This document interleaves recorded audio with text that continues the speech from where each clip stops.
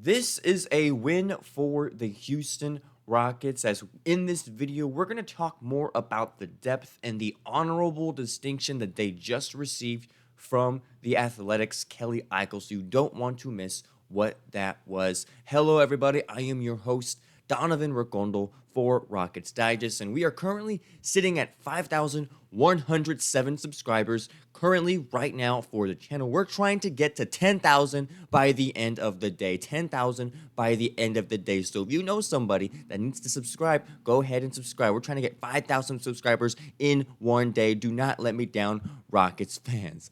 Okay, we're talking about depth for the Houston Rockets today, and it's a good thing that we've done for the offseason. In each of the first two seasons with the Houston Rockets, our head coach, Ime Udoka, has generally opted for a top-heavy rotation, doling out at least 20 minutes to the same 7 players: Fred VanVleet, Jalen Green, Dylan Brooks, Simon Thompson, Jabari Smith Jr, Alperen Şengün, and Tari Eason. And we saw Steven Adams, really crack that lineup pretty much all year using the double big, but also in the postseason against the Golden State Warriors. He was consistently playing in the 20-minute club, considering how valuable he was out there on the court for this team. Without Steven Adams, that series does not go to 7. Same thing for Fred VanVleet. So it was a very tight rotation for Ime Udoka and his coaching staff. And it worked for the most part. It gave the Rockets a second seed, and it gave them some good things to build off of. And moving forward, the Rockets rotation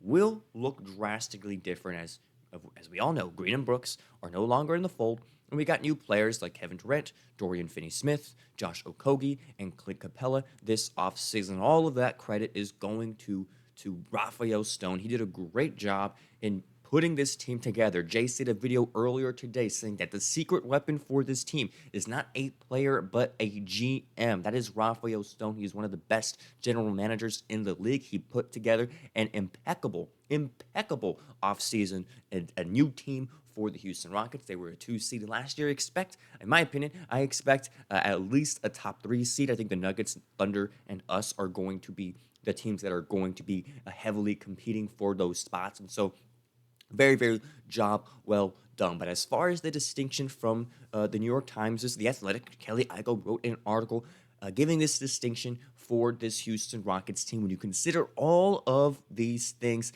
Kelly Eichel has cited the Houston Rockets as the NBA's deepest team. The deepest team out of all the teams, out of the Thunder, out of the Nuggets, out of teams like the Cavs, the Knicks, whatever you want to call it, the Pistons. We are the best, deepest team in that aspect. And I'm going to go ahead and give you the quote that he gave in that article, saying this right here, quote, "The acquisition of Kevin Durant by a 52-win team without cratering depth was enough to cap a strong Rockets off season. But the veteran additions of Dorian Finney-Smith and Clint Capella on team-friendly contracts put Houston in rare summer air. The organization was also able to retain key rotational members Fred VanVleet, Steven Adams, and Jabari Smith Jr. without handcuffing themselves financially, and the Rockets now stand as arguably the deepest team in basketball. This team has shifted from a patient rebuild to an aggressive championship push in fewer than 3 seasons, and now has the personnel to play any style that head coach Ime Udoka wants. Any time, and Houston's time is now." Well written there from Kelly Eichel, who has done some amazing reporting about the Houston Rockets, and he absolutely nails this one on the head. The way that Rafael Stone was able to construct this roster financially, like making sure that the money lines up, was perfection. We're currently above the luxury tax, which every team is pretty much, like, that's fine. But we're just below the first apron, which is a great sign of GM Rafael Stone's ability to maneuver contracts and make everything make sense on money paper, right? On financial receipts is what they call them. Anyways, but to do that and also give Udoka all he needs to kind of experiment with any lineup he really chooses. He can go double big. He can go small. He can go triple big if he really wanted to, honestly. Kevin Durant's 6'11". So when you consider all of that, this roster is very flexible in a lot of ways. Of course, you have kind of downsides in terms of, what's going to happen at the point guard position with after Fred VanVleet. You still have Simon Thompson and Reed Shepard, who are, still not as experienced being that position in the NBA. Of course, Rafael Stone has been like, y'all just going to have to be good. And so that is kind of the expectation for those players. And it's going to have to be that because the expectations for this year are so high. But going back to this report from Kelly Eichel, the Rockets earned an A grade, making them one of just 5 teams to earn such a grade, joining the likes of the Atlanta Hawks, the Denver Nuggets, the Oklahoma City Thunder, and the Dallas Mavericks, which, in my opinion, I think only OKC and the Nuggets would probably get a grade like that, considering, the Hawks and Mavericks, I'm kind of like, okay. But anyways, those 5 teams got the A grade, and out of all 5 of those teams, the Rockets were, in fact, the team that was cited as the best. Out of all these 5 teams, 5 other teams, rather, the Rockets are the deepest team according to The Athletic, and I cannot dispute that because I agree with that. Obviously, I am biased, but at the same time, I do believe that this team is as deep as it possibly can get. If you were another team coming into the Toyota Center and you have these guys guarding you for 48 minutes, it's going to be a very, very tough thing to do. I think it's my prediction for next season is that home court advantage is certainly going to be an advantage for the Houston Rockets. I think we're going to be absolutely phenomenal at home next season. I think with the crowd and with the talent that is on this team and the way that they play defense, the Toyota Center is going to be a hard place for opposing teams to win next year. That is my kind of take. I think it's going to be we have 42 games or 41 games at home.